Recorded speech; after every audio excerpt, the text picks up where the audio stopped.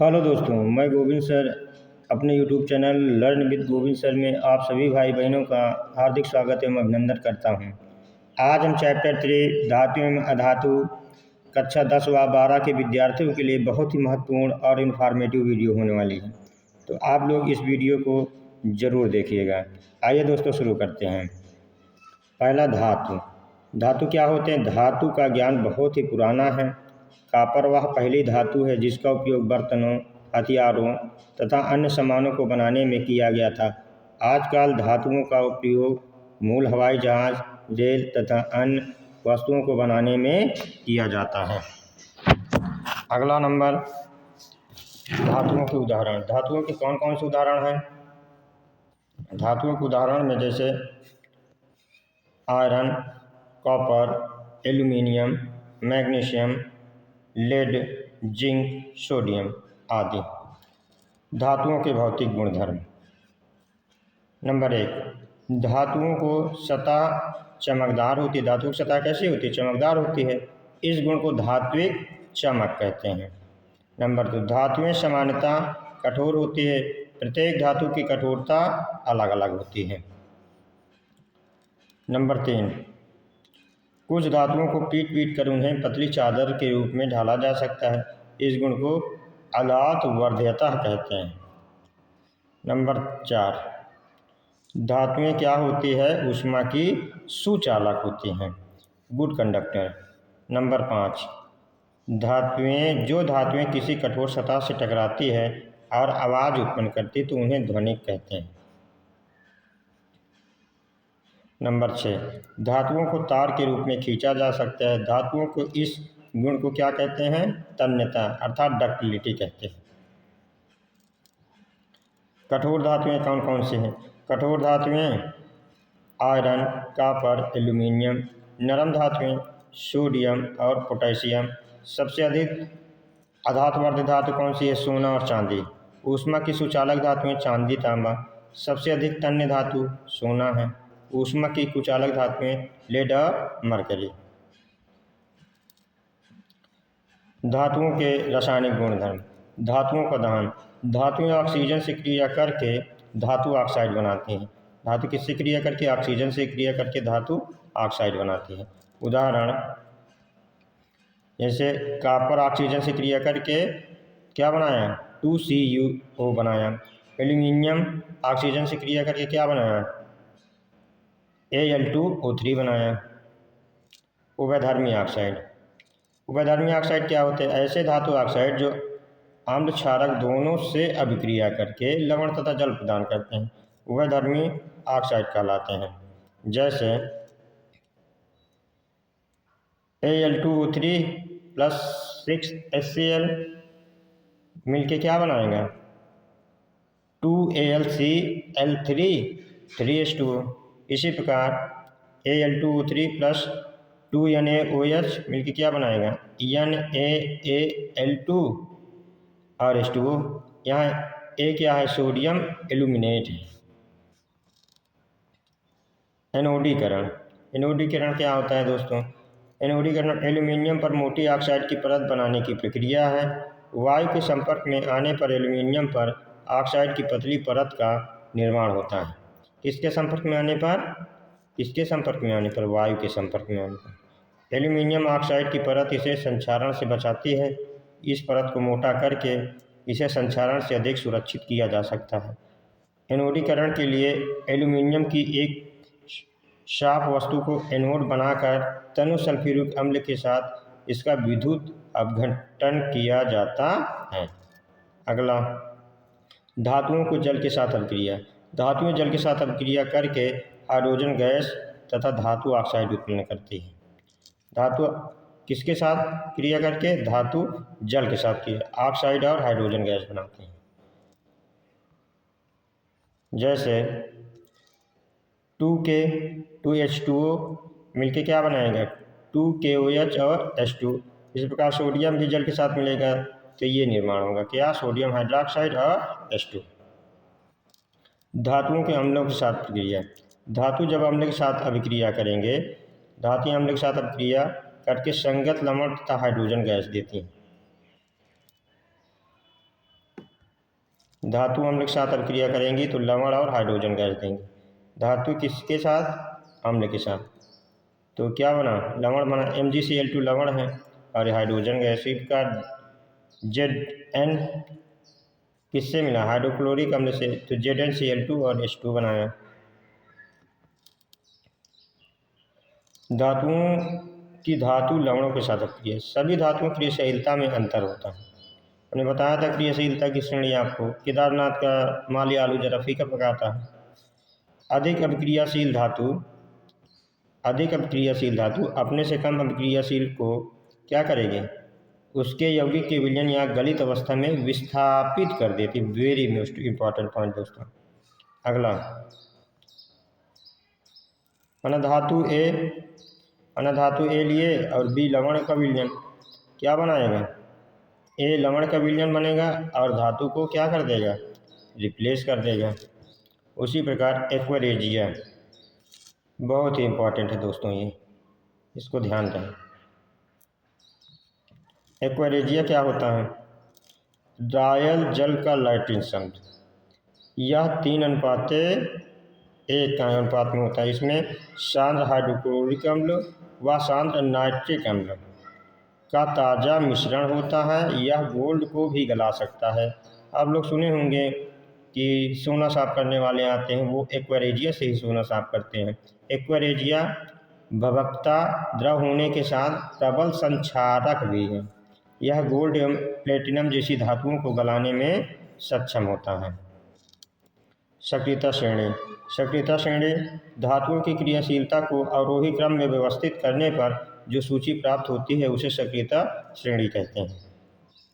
जैसे सबसे अधिक अभिक्रियाशील धातु कौन सी होती है? Sodium, potassium. तो सबसे ज़्यादा पूछेगा तो पोटेशियम। सबसे कम अभिक्रियाशील गोल्ड और प्लेटिनम। अधातु क्या होता है? धातु की तुलना में अधातुओं की संख्या कितनी होती है? कम होती है। उदाहरण सल्फर, आयोडीन, ऑक्सीजन, हाइड्रोजन आदि। ब्रोमीन ऐसी अधातु है जो द्रव अवस्था में होती है। इसके अलावा सभी अधातुएं या तो ठोस हैं या गैस। आप लोग बताइए ऐसी कौन सी धातु है जो द्रव अवस्था में रहती है? तो आप लोगों को पता हो, पारा ऐसी धातु है।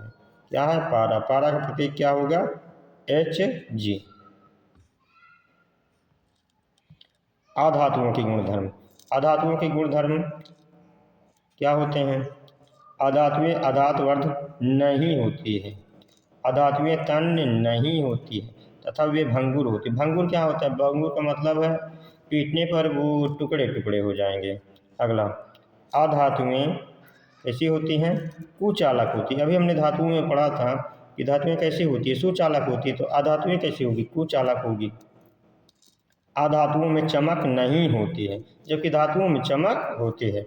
अधातुओं के गलनांक एवं क्वथनांक अपेक्षाकृत कम होते हैं जबकि धातुओं के ये गलनांक और क्वथनांक क्या होंगे? ऊपर होंगे, साथ ज़्यादा होंगे। और अधातुओं क्या होंगे? कम होंगे। अधातुएं कमरे के ताप पर ठोस, द्रव या गैस रूप में हो सकते हैं। अधातुओं की रासायनिक अभिक्रियाएं। नंबर 1, ऑक्सीजन के साथ अधातुएं की अभिक्रिया। अधातुएं ऑक्सीजन के साथ अभिक्रिया करके अम्लीय ऑक्साइड बनाती हैं। कैसे ऑक्साइड? अम्लीय ऑक्साइड। अधातु जब ऑक्सीजन से मिलेगी तो अधातु ऑक्साइड बनाएंगे। जैसे कार्बन ऑक्सीजन से मिला तो कार्बन डाइऑक्साइड बना, सल्फर ऑक्सीजन से मिला तो सल्फर डाइऑक्साइड बना। नोट, अधातुओं के ऑक्साइड अम्लीय प्रकृति के होते हैं। कैसे प्रकृति के? अम्लीय प्रकृति के होते हैं एवं जल में घुलकर अम्ल बनाते हैं। जल में घुलकर क्या बनाते हैं? अम्ल बनाते हैं। जैसे कार्बन डाइऑक्साइड में जब जल मिलाए तो क्या बना? कार्बोनिक अम्ल बना। अगला, अम्लों के साथ अभिक्रिया। अधातुएं सल्फ्यूरिक अम्ल व नाइट्रिक अम्ल के साथ अभिक्रिया करते हैं। जैसे सल्फर है, सल्फ्यूरिक एसिड से अभिक्रिया किया तो क्या बना? सल्फर डाइऑक्साइड और जल बन गया। इसी प्रकार फास्फोरस नाइट्रिक अम्ल से अभिक्रिया किया तो क्या बन गया, H3PO4 5NO2 प्लस जल बन गया। क्लोरीन के साथ अभिक्रिया, क्लोरीन के साथ अभिक्रिया आधातुएं क्लोरीन के साथ अभिक्रिया करके क्लोराइड बनाती हैं। क्लोरीन के साथ अभिक्रिया करके क्या बनाएंगे, क्लोराइड, सल्फर मोनोऑक्साइड। तो क्या बनाते हैं, क्लोराइड बनाते हैं। हाइड्रोजन के साथ अभिक्रिया, अधातुएं हाइड्रोजन के साथ अभिक्रिया करके सहसंयोजक हाइड्रोजन बनाते हैं। जैसे हाइड्रोजन प्लस सल्फर मिला तो क्या बना, हाइड्रोसल्फर बना। अगला दोस्तों, उत्कृष्ट गैसों के नाम, हीलियम, नियान, आर्गन, जिनान। द्रव अवस्था में पाई जाने वाली धातु मरकरी, अभी हमने बताया था आप लोगों को, इसको पारा भी कहते हैं। ऐसी धातु जिन्हें हथेली पर रखने पर पिघलने लगती, गैलियम व सीजियम। ऐसी धातु जो चमकीली होती है, आयोडीन, आयोडीन आपने देखा है चमकीली होती है।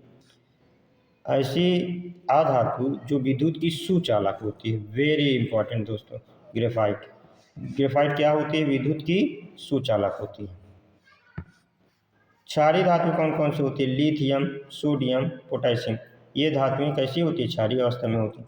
अपर रूप, अपर रूप क्या होता है दोस्तों, कार्बन ऐसी अधातु है जो विभिन्न रूपों में पाई जाती है, प्रत्येक रूप को अपर रूप कहते हैं।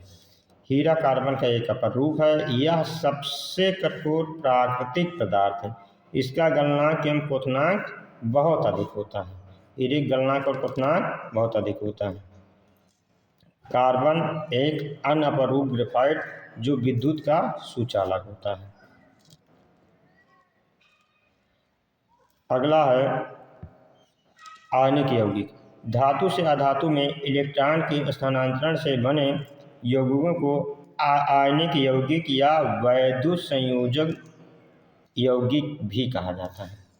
जैसे उदाहरण NaCl, LiCl, CaCl2, CaO, MgCl2। आयनिक यौगिकों के गुणधर्म। नंबर 1, भौतिक प्रकृति। आयनिक यौगिक सामान्यतः ठोस एवं कठोर होते हैं, क्योंकि इन यौगिकों में विपरीत आवेशित आयनों के मध्य प्रबल स्थिर वैद्युत आकर्षण बल कार्य करता है। समान रूप से इनकी प्रकृति भंगुर होती है। गलनांक एवं क्वथनांक, गलनांक एवं क्वथनांक। आयनिक यौगिकों का गलनांक एवं क्वथनांक बहुत अधिक होता है, क्योंकि ये मजबूत वैद्युत वाहक बल के द्वारा जुड़े होते हैं। अगला घुलनशीलता। घुलनशीलता, वैद्युत संयोजक यौगिक सामान्यतः जल में घुलनशील तथा केरोसिन, पेट्रोल आदि जैसे विलायकों में अविलेय होते हैं।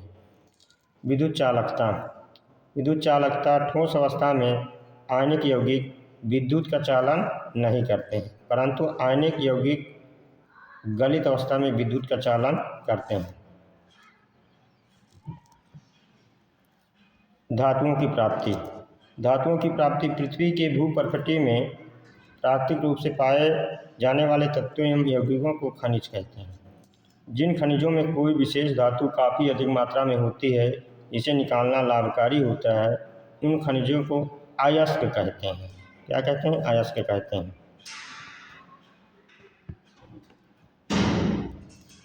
धातुओं का निष्कर्षण। कुछ धातुएं भूपर्कटी में स्वतंत्र अवस्था में पाई जाती है तथा कुछ धातुएं अपने यौगिक के रूप में मिलती हैं। सक्रियता श्रेणी में नीचे आने वाली धातुएं सबसे कम क्रियाशील होती हैं एवं स्वतंत्र अवस्था में पाई जाती हैं, जैसे सोना, चांदी, तांबा आदि। सक्रियता श्रेणी में सबसे ऊपर पाई जाने वाली धातुएं Na, Ca, Mg तथा Al। हमने बताया था केदारनाथ का माली आलू जरा फीका पकाता है। बहुत अधिक क्रियाशील होती है तथा कभी भी स्वतंत्र अवस्था के रूप में नहीं पाई जाती है। अयस्कों का समृद्धिकरण। अयस्कों का समृद्धिकरण की बात की जाए तो पृथ्वी से निकाले गए अयस्कों में मिट्टी, रेत आदि बहुत सी अशुद्धियाँ होती है, जिन्हें गैंग कहते हैं। क्या कहते हैं, गैंग कहते हैं। अयस्कों में सर्वप्रथम गैंग को हटाया जाता है अयस्क एवं गैंग के भौतिक व रासायनिक गुणधर्मों के आधार पर विभिन्न तकनीकों का प्रयोग गैंग को हटाने में किया जाता है। सक्रियता श्रेणी में नीचे आने वाली धातुओं का निष्कर्षण। सक्रियता श्रेणी में नीचे आने वाली धातुएं कम अभिक्रियाशील होती है। इन धातुओं के ऑक्साइड को केवल गर्म करने से ही प्राप्त किया जा सकता है। पारे का एक प्रमुख अयस्क सिनेबार है, HDS है। इसको सिनेबार भी कहते हैं दोस्तों। अगला, सक्रियता श्रेणी के मध्य स्थित धातुओं का निष्कर्षण। आयरन, जिंक, कॉपर आदि की अभिक्रियता श्रेणी या अभिक्रियाशीलता माध्यम में होती है। प्रकृति में यह धातुएं प्रायः सल्फाइड या कार्बोनेट के रूप में पाई जाती हैं। भार्जन क्या होता है दोस्तों? सल्फाइड अयस्क को वायु की उपस्थिति में अधिक ताप पर गर्म करने पर यह ऑक्साइड में परिवर्तित हो जाता है। यह प्रक्रिया क्या कहलाता है? भार्जन कहलाता है। जैसे 2ZnS प्लस 3O2 क्या बनाएगा? 2ZnO प्लस 2SO2 बनाएगा। अगला, निस्तापन। कार्बोनेट अयस्क को सीमित वायु में अधिक ताप पर गर्म करने से यह ऑक्साइड में परिवर्तित हो जाता है। इस प्रक्रिया को निस्तापन कहते हैं। देखिए दोस्तों, भार्जन क्या था? सल्फाइड अयस्क था भार्जन में। इसमें निस्तापन में क्या है? कार्बोनेट अयस्क है। याद कैसे रहेंगे? इसमें ना आता है, इसमें ना आता है। इसका उदाहरण है ZnCO3 मिलके क्या बनाएगा? ZnO प्लस CO2 बनाएगा। अगला, थर्मिट अभिक्रिया। आयरन ऑक्साइड फेरस ऑक्साइड के साथ एल्यूमीनियम की अभिक्रिया का उपयोग रेल की पटरी एवं मशीनी पुर्जों के दरारों को जोड़ने के लिए किया जाता है। इस अभिक्रिया को थर्मिट अभिक्रिया कहते हैं। जैसे फेरस ऑक्साइड प्लस एल्यूमीनियम मिलकर क्या बना? फेरस और एल्यूमीनियम ऑक्साइड, और ऊष्मा इसमें निर्वाहित हो गई। सक्रियता श्रेणी में सबसे ऊपर स्थित धातुओं का निष्कर्षण। कार्बन के द्वारा सोडियम, मैग्नीशियम, कैल्शियम, एल्यूमीनियम आदि के ऑक्साइड का अपचयन करके उन्हें धातुओं में परिवर्तित नहीं किया जा सकता। इन धातुओं को विद्युत अपघटनी अपचयन द्वारा प्राप्त किया जाता है। धातुओं का परिष्करण। विभिन्न अपचयन प्रक्रियाओं से प्राप्त धातुएं पूर्ण रूप से शुद्ध नहीं होती। धातुओं से अपद्रव्य यानी अशुद्धियां हटाने के लिए सबसे अधिक प्रचलित विधि विद्युत अपघटनी परिष्करण विधि का हम क्या करते हैं? प्रयोग करते हैं। विद्युत अपघटनी परिष्करण विधि है क्या? कॉपर, जिंक, टिन, चांदी, सोना जैसी अनेक धातुओं को विद्युत अपघटन द्वारा परिष्कृत किया जाता है। इस प्रक्रम में अशुद्ध धातु को एनोड तथा शुद्ध धातु को